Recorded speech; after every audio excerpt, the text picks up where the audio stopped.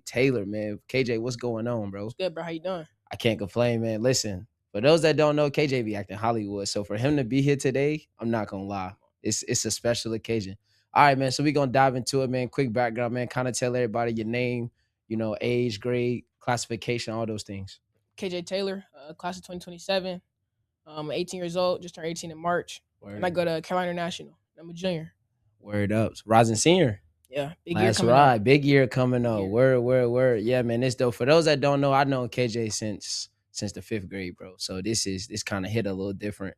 You know what I'm saying? For those that don't know, like our first interaction, I was doing the clock and he came up to me and told me straight up as a fifth grader, like, yo, I beat you 1-on-1. I was like, yeah, bro, you're throat. So that's kind of how we met and we've been locked in ever since, man. So I'm glad to have you here today, bro. We definitely locked in. So we're gonna jump right into it. All right. So first things first, bro. Where did your love of the game come from? You know what I'm saying? Like, what kind of made you want to pursue this game of basketball at a young age? When I was younger, I started playing Ebenezer off the plaza. Off the plaza, they don't know about Yeah, Ebenezer. I know about that. four through 6 years old. I was playing young age. I just thought I was having fun at a young age, so I was like, I'm gonna pursue this. Yeah, My dad played, my uncles played, so it was just like, yeah. this is what I'm gonna do, and I had fun with it when I was younger. Word. Yeah. Yeah, that's a bet. Listen, man, I remember them days at Ebenezer. I used to play at Ebenezer as a kid, so I definitely know them days. So you said something like very profound. Like you started off like in a church league, Yeah, church basically. league. You know what I'm saying? So I think most kids they kind of jump right into like straight into AAU or maybe even like recreational. So kind of talk us through that experience where you kind of were just like when you started church league, like how did that go for you? It was actually I actually liked it a lot. Yeah, Started some days we would have church rehearsal, then practice after. yeah, Cause I actually played drums in church. We'll get into a little bit of that later, but got you. yeah, we have church rehearsal, then practice, and then we'll play on Sundays or Saturdays, Yeah, and then after that, we started YMCA league at a young age as well. So just yeah. starting young from going from church league to YMCA before AAU and all the Word. stuff that matters for real. Where now I gotta ask just for the sake. Like, were you one of those kids like in the church league? Did you like double dribble, travel? You was running No, I all ain't gonna over the lie. I ain't place. gonna lie. Our church league was nice. I was star player. I didn't Oh, really do you all was the the best yeah, player? yeah. I ain't really straight right hand, no left hand. No left. Yeah, just all Downhill downhill, lays. no jump No shots. Nah, jumpies? just straight to the rim, Oh straight to it. man. And how old were you at this point? Like 4. Oh yeah. So yeah, I know it was cheating out there. Yeah, That's wild. You were just going by people. going by Baja word. Baja word? Baja. Yeah, I heard it. Baja word. Nah, that's dope. That's dope. I think that's pretty cool, bro. And it speaks volumes into who you are. You know what I'm saying? So okay. Now let's be real, man. We've been little our whole life. You're starting to grow now. As he said, he's 5'10". I don't think so. I think he's like 5'9", but he says he's 5'10". But more of the story is like we really been like small our whole life. You know what I'm saying? And I know, through our conversations and things like that, I know you faced that adversity your whole entire life. So, kind of take me through and navigate for us how you overcame that and how did that help you to where you are today? I'm gonna say starting at a young age, like I said, 4 through 6, it was cool because I'm 4 years old. Everybody was little. Then when I started like taking AAU serious, like I played team loaded 3rd grade. Mhm. I had coach shout out to Coach Hodge. He was my coach 3rd Yeah, grade. Coach Hodge got a lot of basketball players Yeah. in the city, no Shout doubt. out Coach Hodge. Word. He gave belief in me at a young age. Shout out Coach Dominique. Still playing grown men's league. Yeah. But it was hard. Like when I started playing for different AAU teams, I Mhm. used to get down like looked down upon. I didn't get certain opportunities that other kids got Word. because I was small. Mhm. Like everybody would just like look down at me, didn't give much belief, much hope. So it Yeah. was kind of hard. Some days I would go home, just ask God like, what's my purpose in basketball? Right. What I'm supposed to do, stuff like that. Yeah. Yeah, nah, I think you said something so profound, and I ain't gonna lie, bro. From a trainer to player's perspective, like I know how tough that is. Like that's something I dealt with, and you tend to think about it like, man, like why do I have to go through this? But I think on the flip side of it, it built that fire and that hunger for you, and you were like, just because I'm little, I know for a fact I can kind of go out there and I can still get the job done. Now, we're gonna get a little deep right here. And this is kind of off topic, but it just made me remember. I remember from transitioning from your 7th grade to 8th grade year, you know what I'm saying, you were playing with a certain program and a coach had told you like you kind of felt like your confidence was kind of low because you felt like you couldn't shoot the ball. You know what I'm saying? I remember we spent that whole summer working and trying to get you to reconstruct for you to be more confident and shoot the ball more in your workouts and in your trainings and in the game. So kind of take us through like how you were able to bounce back from that. Honestly, just like I ain't gonna lie, some AU games I wouldn't shoot. People would back up. I have Yeah, open jump shots and I shoot. yeah, Then just coach, shout out to you and Coach Dewan, just like yeah, getting in the lab with y'all, especially during COVID. Just yeah, every day, just constant building and instilling confidence into me. yeah. Shooting the ball, getting shots up. Felt like that going into my 8th grade middle school year was pretty good. Yeah, It and helped a lot. in your 8th grade year, you had a pretty solid year. You know what Yeah. I'm saying, over at Kennedy. You know, I know y'all didn't have necessarily like the best team, but y'all played some of the best competition. We You know, did. I think my favorite moment specifically when y'all were at I want to say Randolph, and you dropped somebody in the corner, had the shot. You know, KT was popping it, Justin was popping it. I remember that moment. So I think that just kind of spoke volumes to everything you had overcame, bro. And you know, from big brother to little brother, I just want to say like when I saw you overcome that, it made me know that you could really overcome anything. So I'm proud of you, bro. For real. Appreciate it. Yeah. I ain't gonna lie, but now we not Appreciate it. hesitating. No, we shooting at they. Oh, yeah, I'm letting it go. It's letting it go From on the deep too, wing. It's letting it over go. with. Oh yeah, Hand down, man down. hand down, man down. As soon as you cross half, Over with. word. I like to Going hit it. up. That's what I'm talking about. Going up. All right, so we kind of switching gears now. We talked about basketball and things like that. So let's kind of talk into some more personal topics. So, you know, your dad, KT, everybody know KT, and My then your guy. mom, Miss Keisha, that's Pastor Keisha right there. Kind of tell me about, you know, their roles and your journey and how they've instilled things in today for you. I'm gonna say from the jump, my dad has always been the you got to do this, you got to do that, you got to do Word. this, you got to do that. My mom at the beginning, like of my AU journey, like she didn't really understand it too much, but Mhm. days of struggle and frustration, my dad would come home and explain everything to her. Right. So then she would get the gist. Yeah. So then I got to worry about both of them when I mess up. Yeah. So now, but also now since I'm like getting older, it helps because Mhm. like I can know if I need something, I can go to both of them for basketball because they both Right. understand it. Yeah. And just because my dad plays keyboard at a church, Amen. so on Sundays, like when he can't attend my games, I got my Yeah. mom there. For sure. And you know, some kids out here they don't got dad or mom. So Right. for me to have both, I really do appreciate it. Nah, that's And then dope. like the sacrifices they make from on a day-to-day basis, all this other stuff that I've been through that they sacrificed for me. Yeah. I mess with it a lot. Yeah, that's Appreciate real. it. And I think you said something so profound, man. When you have a mom and a dad who's heavily invested and is constantly pouring into you, that definitely it definitely goes a long way. You know, and I've been around for a minute, so I kind of know how they get. With your dad, right? KT, you know, he played basketball at the collegiate level. He's known a lot of people in the basketball community. And you know, at what point did he say, you know what, KJ, I'm going to be all in. I'm going to help you through this whole process at a young age, and I'm gonna be there like right there beside you. At one point did he say, you know, I'm gonna be hands-on? Honestly, from the jump, Yeah, from the as get-go. soon as I started, Yeah, 4 to 6 church league, he was like, you know what, you gonna do this? Let's do it. let's do it. And then from that day on, he's been Yeah. 100% all in, 110% all in. Actually, Yeah, nah, that's dope, bro. I think that's super dope, man. Just having an active father, somebody who's going to push you and make you do things even when you didn't feel like it. You know, I know we've talked a few times, and he's mentioned like he had you on the in the garage for the dribbling bridge, and you have to do 200. man. You had to do 200 every day, right? Yeah. Or was it 200? Nah, some days it was 1,000. 1,000 Some days dribble it drill. was- That's what it Some days it was. was Yeah, 200.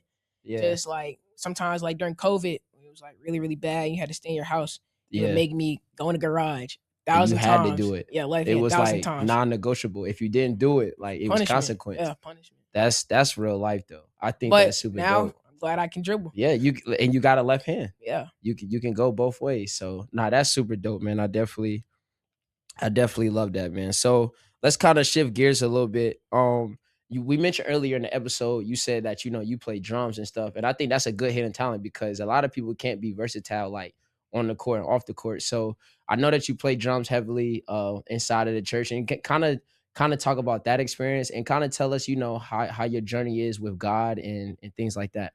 Honestly, my dad played drums as well. If you Word. don't know, my dad plays drums as well. But I started playing drums when I was younger. Yeah, And I started playing. I was good actually. I was good. I had fun. I liked it because I like music as well. word. So was having a good time. Then like when I started picking up AAU heavily, Mhm. then I kind of took a step back from it Right, because I didn't have as much time. right. But now as I'm getting older, I'm starting to play more, and it's kind of I'm getting back into the flow of it. Yeah, And I feel like God plays a major role in people's lives for because sure. He's the man above. He wakes us up, gives us breath, gives Yeah. us blessings, gives everybody what they need. So Mhm. without him, I don't think nobody's nothing. Nah, that's dope, bro. I think that's a good talent to have. You know, it keeps you versatile and things like that. And I think when you keep God at the head of everything, like no matter what happens, you're gonna be fine. You know what I'm saying? I'm not gonna lie, I do gotta get on you. So I came to watch KJ one time, right? I think we had an AAU tournament in Spartanburg at the time, so we had to go to church in the morning. And I pulled up to church, y'all. I lie to y'all not. I pull up to the church, and it was like like some elderly people in there, like older people. So they all got on dresses, suits. Y'all, a lot of y'all not. I pull up. He's in the corner on the drum set with a hoodie, sweatpants, and some Crocs over there beating the drums. I said, yo, that is insane. He could at least put on some sneakers, maybe some jeans or something. He was in there beating the drums over there with the Crocs on, just beating the drums. And then it was just so funny because it's like the type of kid KJ is. Like, bro, some things he don't take serious. So he over there laughing. We over there laughing while the preacher finishing preaching. So that's just the type of kid that he is, though. He's a good kid. I just thought that moment was so funny. All right, bet. So going into our next question, and we talked about this before, and you said you had something good. So kind of tell me, man. So what's a quote that you live by and that you stand on? I'm gonna say time waits for no man. Ooh, say that again. Time waits for no man. So basically, if you're gonna do it or you're not. Yeah. So time not gonna wait. Time gonna keep ticking, ticking, keep ticking. And either you're gonna get the work done or you're not. And you're gonna be behind. Word.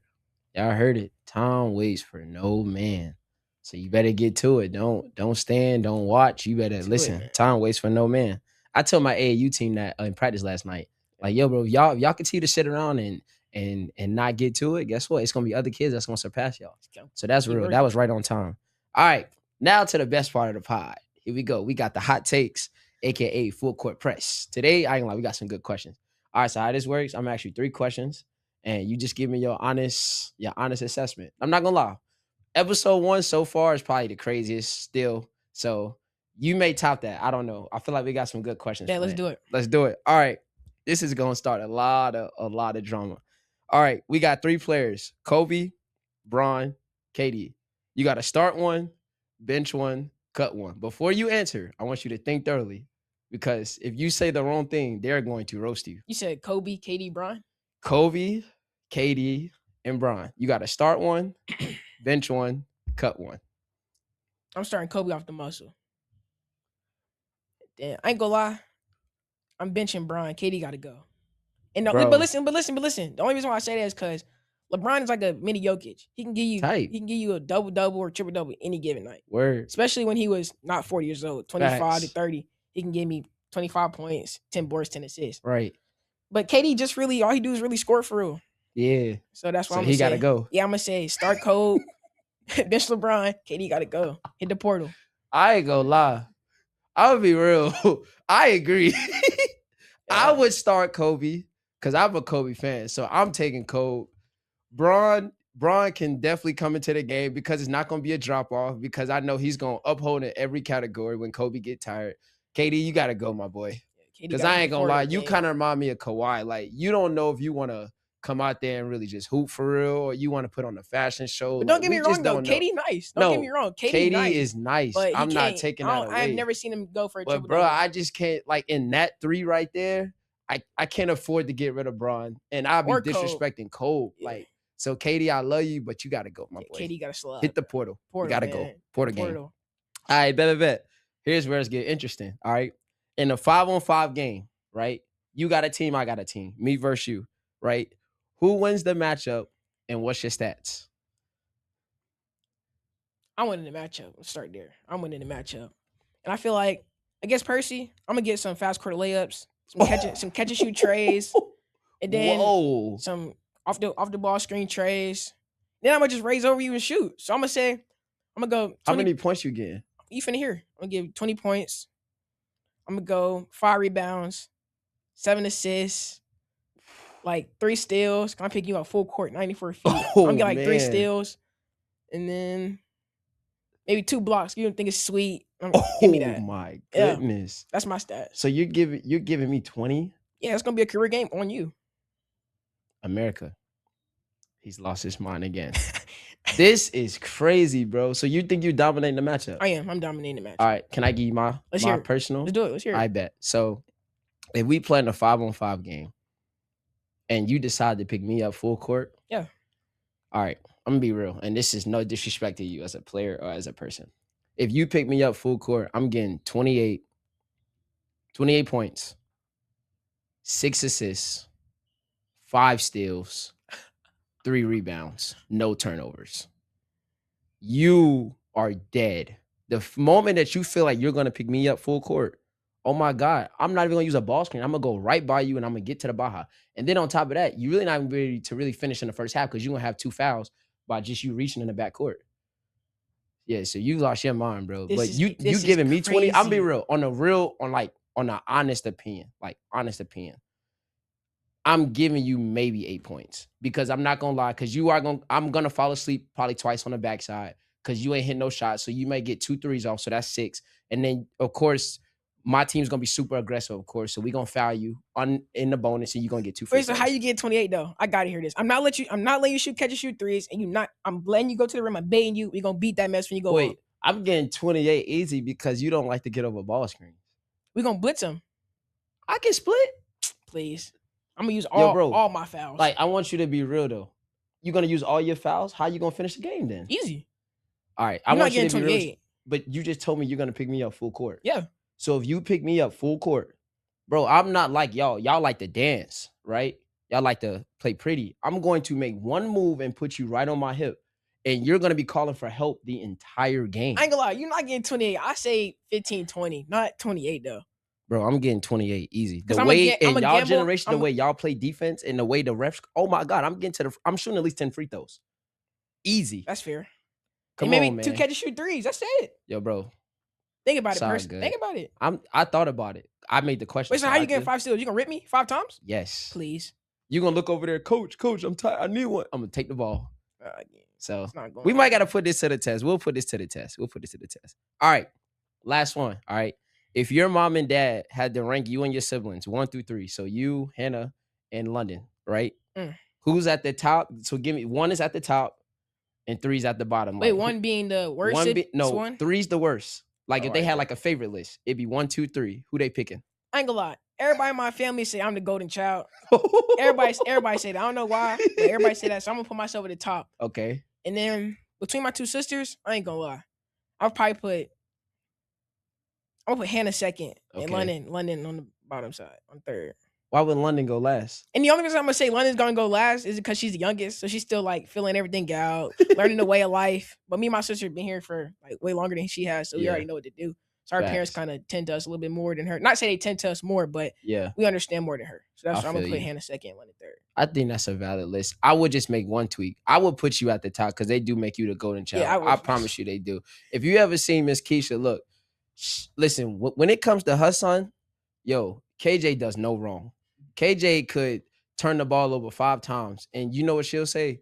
Yo, he ate something bad. His stomach was a little bubbly, so he might have just he might have been feeling in some pain. No, I ain't gonna lie. She goes to KJ's rescue. No. When I was younger, you know. When I was younger, okay, I can take that. She used to do that, but now that I'm getting older, she do not do that no more.